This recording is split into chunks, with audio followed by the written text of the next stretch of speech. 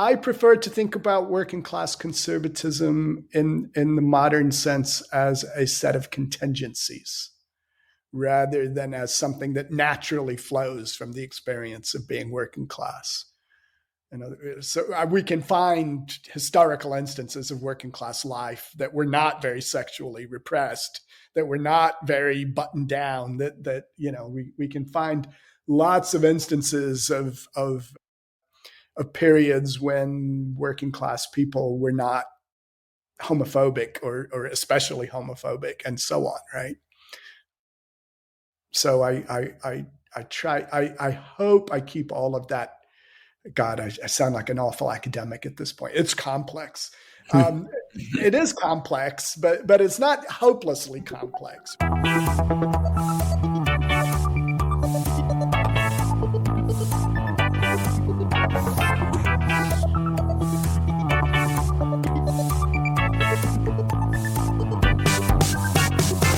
Milan ou Tripoli, Vilnius ou Benghazi, Paris, Moscou, on fait le bunga, bunga. Bangkok ou Bogota, Le Caire ou Jakarta, Gustabia, on fait le bunga, bunga. Stockholm ou Monaco, ou Montevideo, Oslo, Tokyo, on fait le bunga, bunga. So hello everyone, welcome back. Thank you for being with us. We're continuing the discussion here with Roger Lancaster as part of a discussion or the kind of spin-off discussions from his book, The Struggle to be Gay in Mexico, for example, which we've just been discussing on the main show. And now we're going to explore some other topics which are maybe suggested in the book, but maybe aren't the object of the book. So firstly, there's a little bit in the book where you contrast conservatism and how conservatism, and particularly social conservatism, and particularly around questions of sexuality, play out in working versus the middle class in Mexico, but also in the kind of lower working class that you contrast to the kind of the main bulk of the working class. Yeah, I mean, I take it around a few times because it's hard to escape the idea that there's something about working class life that involves some degree of cultural conservatism, and then that also involves, conservative gender norms and sexual expectations or something like that. I take this around a few times though, and I end up on the conclusion that there's nothing unique about working class conservatism. In other words, there's no such thing as working class conservatism per se. Social theorists galore notwithstanding, but rather you get different kinds of contingent pressures of different kinds of conservatism that are distributed throughout society, but sometimes end up being concentrated in working class settings. That's the short of it. I mean, the long of it is, of course, that ideas about working class and peasant, i.e. popular class conservatism, have a very long trajectory in social theory, and that's where I started out in 1988 with a book on the Sandinista revolution and the role of liberation theology in it, and I argued there that popular conservatism gets leveraged under certain circumstances to become a revolutionary force in social movements and political movements, and even in some cases, the basis for revolutionary movements. So I kind of feel like I came in on this like many years ago. I've probably ended up on a much more modulated version of it now, but of course I'm entering the question from a different angle this time.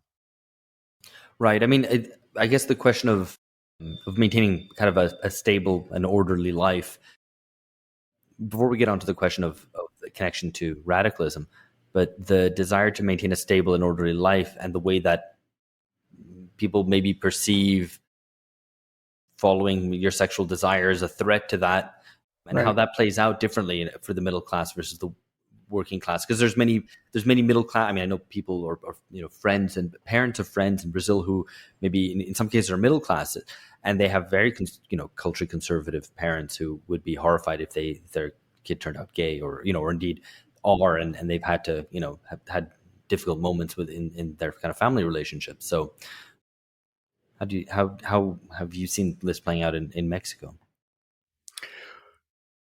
Well, let me try to tackle it this way, right? The argument, you'll have lots of editing to do here as I haw and breathe and so on. The old school theories going back to Max Weber and Karl Polanyi and others is that popular class conservatism builds a hedge against forms of capitalist development and and the intensification of capitalism. So, in other words, the time-honored ways of doing things often redound to the benefit of the popular classes, or at least establish limits to what capital can get away with. And that, I don't dismiss that. That's important.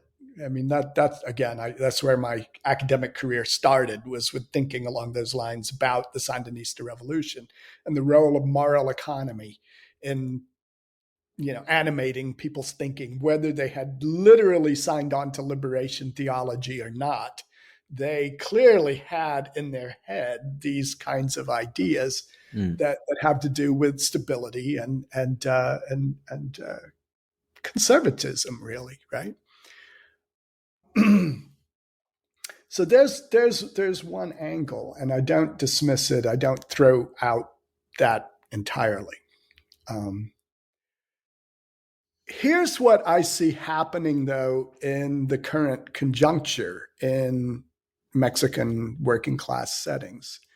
So the forms of conservatism that I'm thinking about are broadly distributed throughout the middle and even upper classes. So sexual reticence, sexual repression, for want of a better word, heteronormative family values of some sort or another, right? All of these are widely distributed.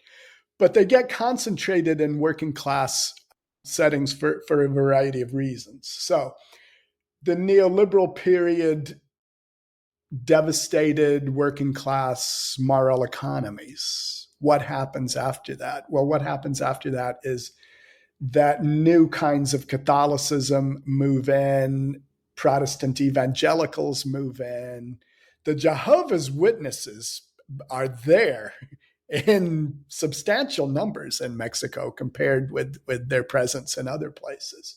Right. So all kinds of moral reform movements gain attraction precisely in working class, lower working class, peasant, and indigenous communities. And they bring with them, the whole package, right? They bring with them very repressive sexual morality. They bring with them, gender expectations that are rather old-fashioned. And I don't, I try to be careful the way I write. Like there's very good reason why working class people living through turmoil, often who have family members who are alcoholics, who beat their wives, who are out of control under any sense of there are very good reasons why working class people are often attracted to these movements. These movements promise stability, but some of the stability that they promise, of course, has to do with repression. And that is all right. So there's one angle, right? There's one contingency. So The other contingency is that in Mexico, as in other places, some semblance of higher education is a very good predictor of liberal, tolerant, values. But of course, precisely because of the class setup, most working class and peasant, farmer, remote village people don't have access to that. So there's another contingency that clicks in.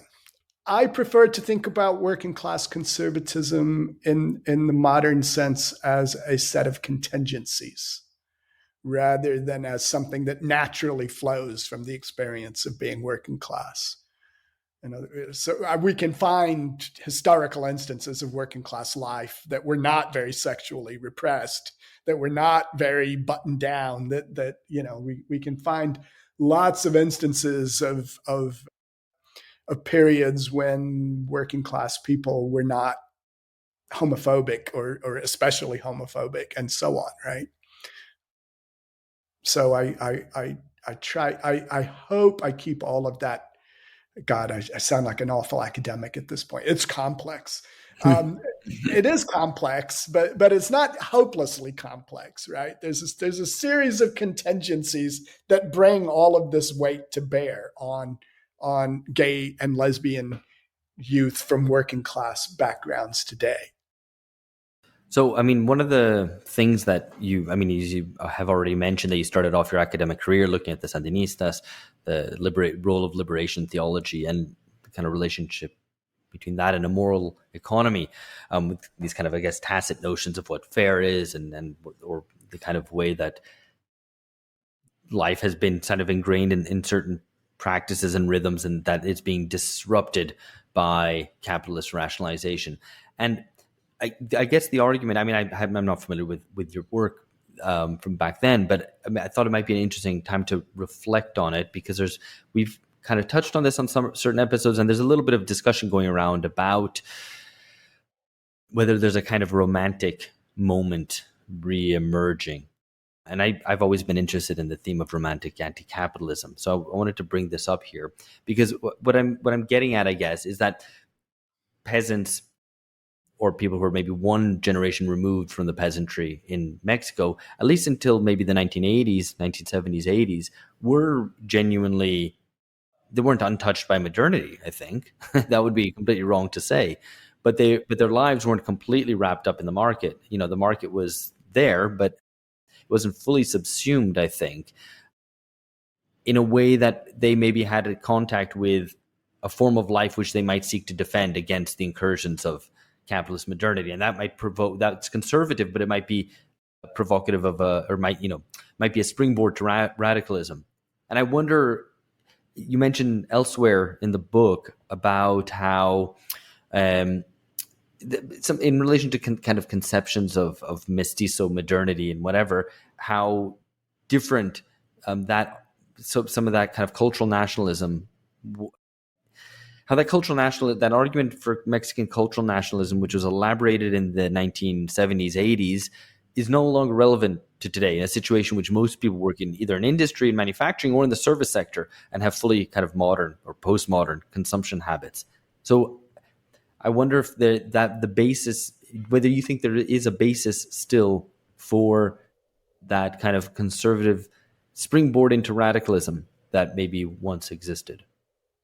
That's a good question. It's a very long one with a lot of little pieces, and I'm going to try to engage it. And if I don't answer it, you'll tell me, and we'll work around and try to figure it out. So look, here's one way in, right? So, under NAFTA, they reformed the Mexican Constitution to remove the constitutional protections for the ejidos system. Ejidos are communal farms. So under the old regime, starting with Lázaro Cárdenas, I'm sure, is when it was put in the Constitution, right? Communal land ownership by the municipio, by the municipality, was constitutionally protected, and it could not be privatized. So you could not buy and sell public land, and an awful lot of land was tied up in that. This was the foundation of indigenous identity. So is that fairly so indigenous villages owned the land around them, and some mestizo villages owned the land around them, and they operated it through usufruct rights, and it was closed. People from outside the community didn't have access. It was corporate in that it was owned like a corporation, and it was communal, right? So there. This was constitutionally protected. In order to get into NAFTA, part of the neoliberalizing impetus was to strike that and get rid of it. No longer constitutionally protected. That doesn't mean that they automatically sold it off everywhere, though, right? I mean, there are places where the ejido lands were privatized and parceled out. And I know people who went through the process of having the land that they had historically worked put in their name, so that you did have a massive privatization of lands that had been public into the 90s and 2000s.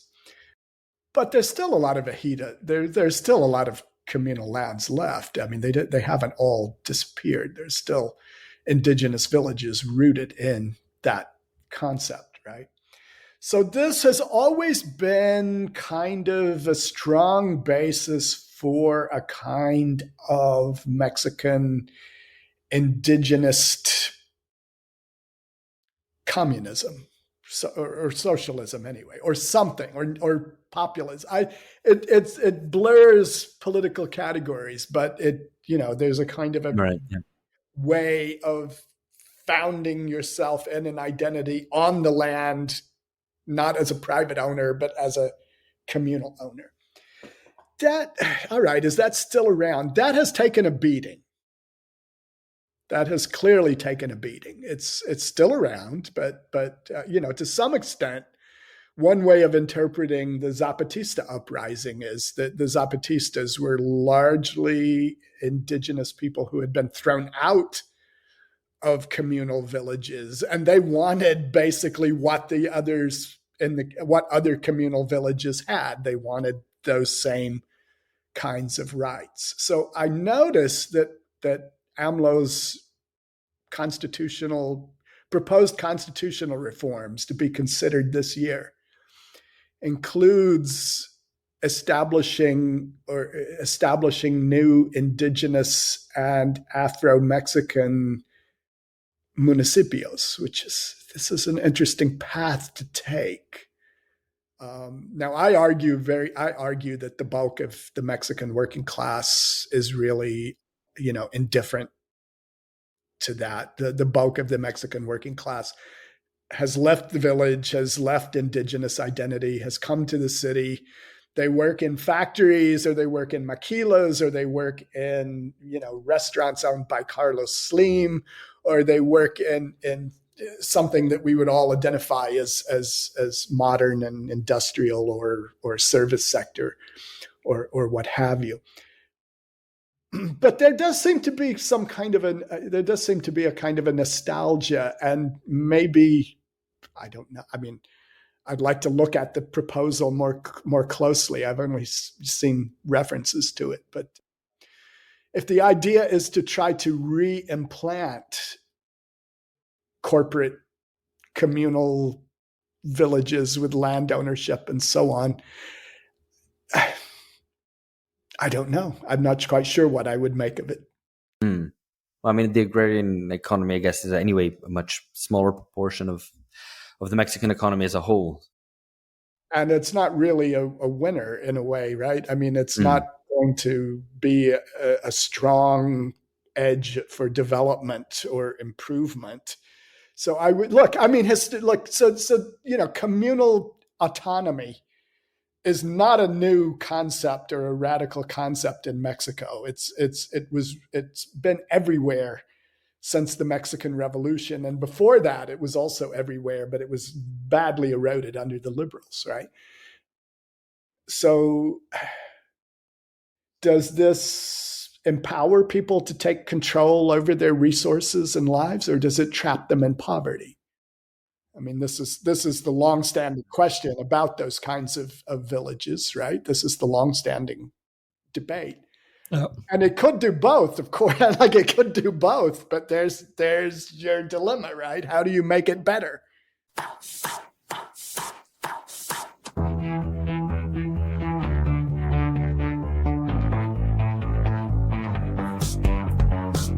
So moving less, towards the past and more towards the future, Andrés Manuel López Obrador, AMLO for short, Mexico's president, he's just serving out the last months of his term now. And you already hinted at the fact that he might be kind of working his way, innovating his way to some different new political model. I mean, we've had, as we already mentioned, the kind of corporatist, dirigiste, slightly welfarist model of the PRI, which was authoritarian and pretty socially conservative, and then kind of moved to a more socially liberal but neoliberal settlement, which increased the rate of exploitation, squeezed the working class and indeed the middle class, increased precarity, and so on. And AMLO seems to represent this sort of hybrid of sorts. Right. How do you see him? AMLO is a man of the left, not clearly how far left or which left, but clearly a man of the left who's been in politics since 1988. He was involved in the notorious, year when Cárdenas had the election purloined in plain view. He may have been one of those militants who urged Cárdenas to seize the National Palace as the parade of protesters marched by the National Palace. Unclear. Cárdenas did not seize the National Palace. He's probably right. It probably would have resulted in a bloodbath. And at any rate, this is where AMLO comes from that failed attempt of the left-wing coalition to take power in 1988. He ran for president 3 times before winning. He ran in 2006, a very controversial election. Some would say that AMLO blew it to some extent. Maybe he did. He let charges and accusations and a slimy smear campaign go unanswered for 3, 4, 5 months, so that by the time he started answering, the polls were neck and neck. He had started with a wide lead. It slimmed down. And then the question, it looks very much like votes were pilfered here and there to produce a result that deprived AMLO of the presidency, right? So you understand a lot about AMLO's orientation to the media and the establishment if you look at 1988 and 2006. All right. Sometimes he might seem a tad churlish, but he understands very well that the media is not his friends and that the establishment would do in any real reform government if they could. So he ran again and lost to Peña Nieto in 2000. Oh God, what year would that have been? 2012. Peña Nieto could have reestablished the PRI, so the PRI hadn't been out of power for 2 turns. If Peña Nieto had had a successful presidency, you would have probably have pre-governments for as far as the eye can see again going forward. But instead, it was a disastrous presidency. It didn't accomplish much of what it set out to do. It was mired in corruption scandals and controversies and so on and so on. To his great and everlasting redounding credit, Peña Nieto actually came to the transfer of power in 2018. Like the other people who ran for president did not come to the inauguration. Peña Nieto understood, can't believe I'm saying nice things about Peña Nieto, but he understood the importance of having a peaceful and regular transfer of power. He wanted it to be a regular transfer of power. And so he came to the inauguration and he sat politely while AMLO handed the presidential sash over to a curandero, a witch doctor, to cleanse and purify before putting it on, right? There's great manipulation of the scene, right? AMLO knows very well that most Mexicans probably don't go to curanderos anymore, but their parents or grandparents do or did. And the whole curandero scene is deeply embedded in Mesoamerican civilization. And this was kind of a way of saying, I'm one of you. Like, this is us now. This isn't them. This isn't those Harvard educated. Well, actually, Peña Nieto wasn't Harvard educated, but most of the rest were. This isn't those people who wear suits and are descended from the Spanish. This is us, right? So he said he struck an incredible note. I think I've never seen a better campaign than 2018. There was an interview. It's called an interview. AMLO sat down for an interview with the press corps, and it ends up being a debate between the press corps and AMLO, right? So there are like 12 members of the press, and they're all giving him hostile questions, and they're all being different. They're all just being little bitches the whole time, right? And you would think he would like lash out at them, or he might show a side of him that would make you think of Hugo Chavez or someone, but he avoids that. He avoids that temptation. And instead he just, in good humor and full self-possession, he debates the entire press corps. And the result was an overwhelming landslide election. So, okay. What has AMLO done since being in power? He had campaigned on a promise to end neoliberalism. Now, that's an ambitious campaign promise. Like, how do you end neoliberalism? There's no master switch that you can pull that will like click and it's over, right? But instead, what he's done is over 6 years, he's like looked at all the little switches and transfer points and nodal places, and he's flicked the switches all across the board for changing the way the system works. And the results are fairly stunning, I think. I mean, real social spending is up a lot. It makes a big difference in people's lives. People have, they'll say, a dignified pension. People have pensions that allow them some sense of dignity now, right? And so here you've had 30 years of the working class taking it on the chin. By the time AMLO is elected, I would think it's safe to say that the working class has been totally defeated. It's true that that the labor unions were a basis of working class power, but historically those were incorporated into the PRI. So any independence that they might have was very limited. AMLO has undertaken to rebuild the working class from the top down. I know it's not supposed to happen that way, and ideally it wouldn't happen that way, but there was not a chance of rebuilding it from the bottom up, at least not at that moment. And so he's been making moves to rebuild a working class movement around Morena, the party that he whipped up out of whole cloth when he broke with the PRD. And we'll see.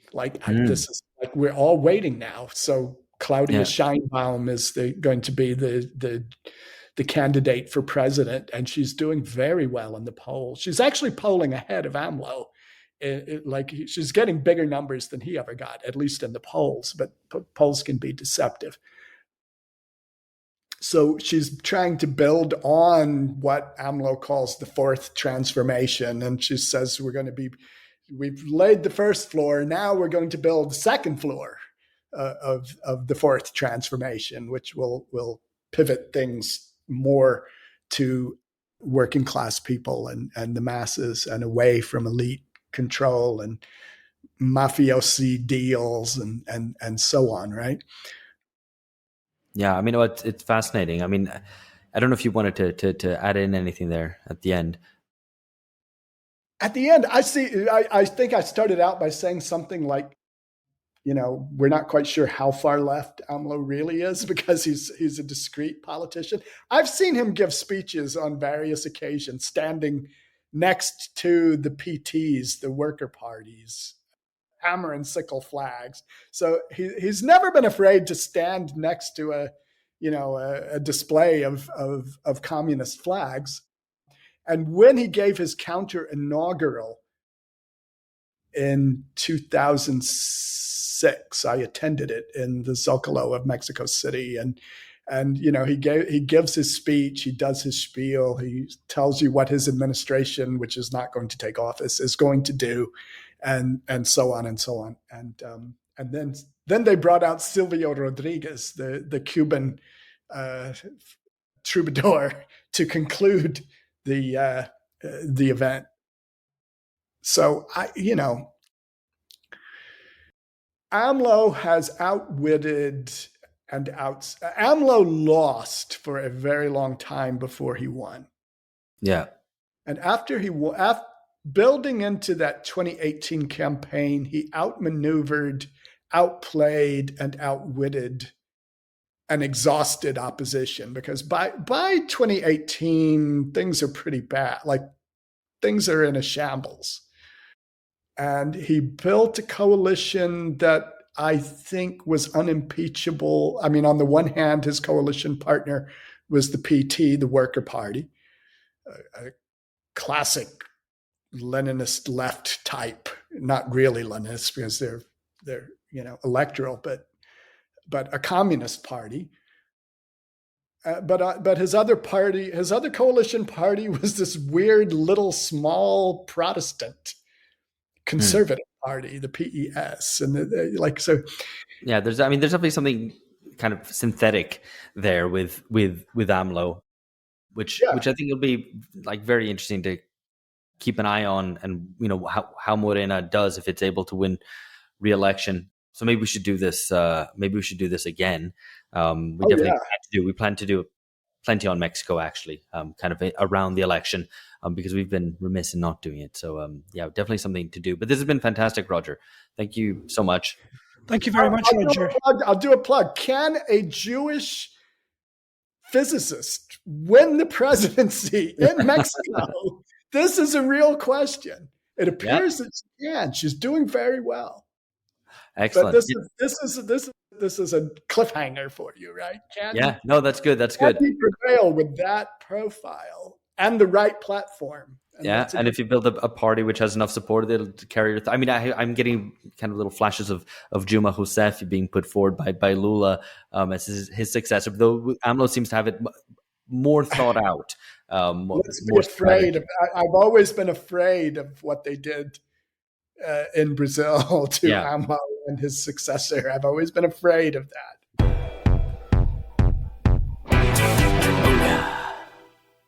All right, Roger, thank you very much. And thanks for listeners for tuning in. And we look forward to your thoughts on this episode. And once again, I should plug the book is this, for those who are watching, The Struggle to Be Gay in Mexico, for example. The best looking little book you've ever seen. And by the way, my informants in Mexico give me more street cred for the cover than they do for the fact that there's a book inside of it, because the artist is a famous gay painter in Mexico, Fabian Chaires. He's the guy who painted Zapata in Heels, which triggered riots when it displayed at the Beaux-Arts Museum in Mexico City.